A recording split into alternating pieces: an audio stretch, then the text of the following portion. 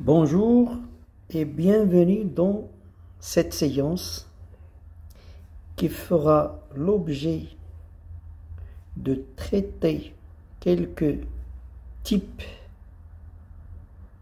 d'ondes en se basant sur des exemples concrets. Donc l'objectif étant de distinguer entre une onde transversale et une onde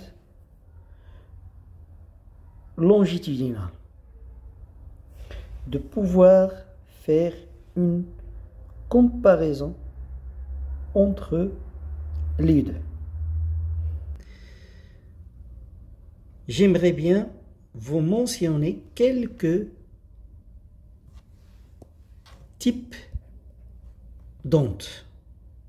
Le premier type concerne la propagation d'une onde le long d'une corde. C'est un problème à une dimension, donc c'est X. Alors vous avez ici le sens de propagation de l'onde, alors que la vibration s'effectue selon ce sens. Si vous avez vibration ou déplacement des points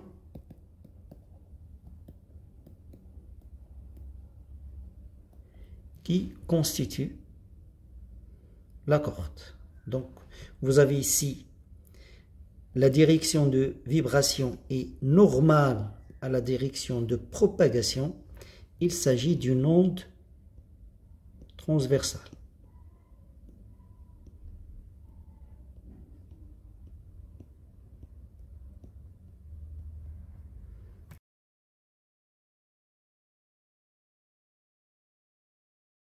Donc, lorsque vous avez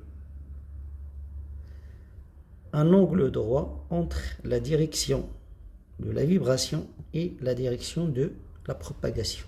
Ça, c'est le premier type. Maintenant, pour le second.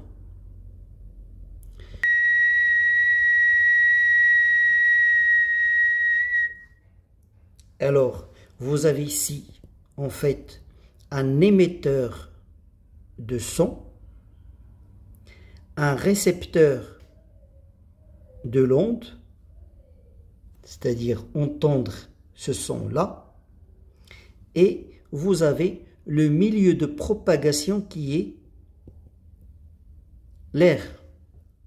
Alors, que se passe-t-il aux particules que constitue l'air? Donc, initialement, vous avez par exemple cette situation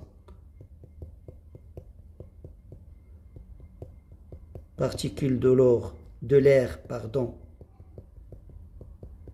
au repos.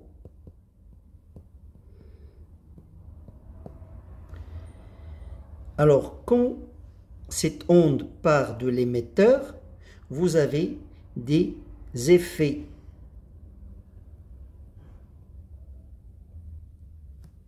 de surpression et de suppression de l'onde.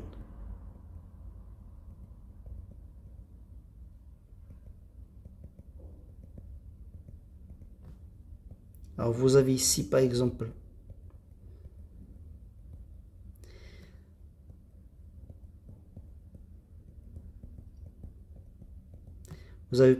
ici, pour bien montrer les choses, vous avez en ces points-là, en ces zones-là, vous avez une pression qui est supérieure à la pression de la normale. Donc vous avez une surpression.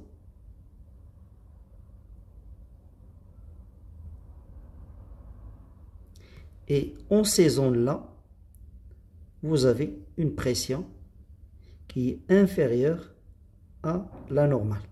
Vous avez une sous-pression.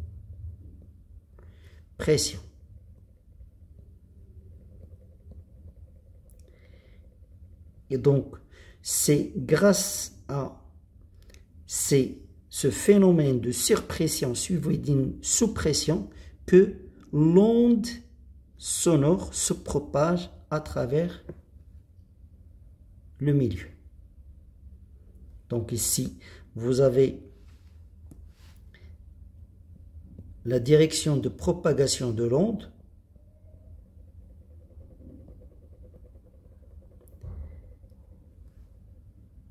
Et vous avez ici la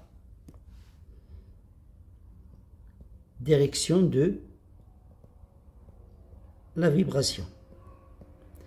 Donc la propagation s'effectue dans le sens, dans la direction de la vibration. Il s'agit d'une onde longitudinale.